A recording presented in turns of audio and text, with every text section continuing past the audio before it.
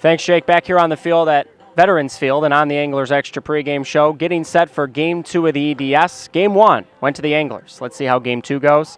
Another catch of the day, joined by the right-handed pitcher from William & Mary and the Harwich Mariners, Nick Brown. Nick, good to see you. Thanks for having me.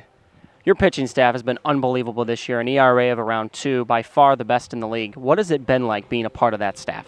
It's been awesome. Yeah, I think we all have a pretty similar mindset. We all throw strikes, go out there, have confidence. I think everyone's having fun, and obviously it's turned out well, so it's been a good time. What's the camaraderie like between the staff?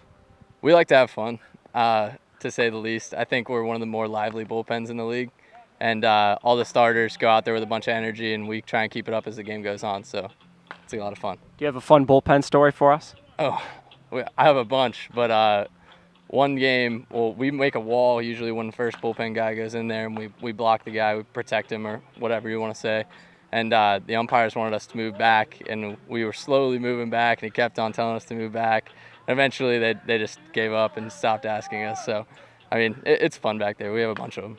But now, you were part of the relief pitchers that came here to Veterans Field and pitched a no-hitter against Chatham. You were the guy who closed it out. How nervous were you walking on the mound in the ninth? I wasn't so much nervous as I had a bunch of energy. I think it's just fun to be part of games like that, you know. I mean, I'll be a senior this year, so I've had a couple of games that have been similar to situations like that, so I wasn't too nervous, but it was a lot of fun.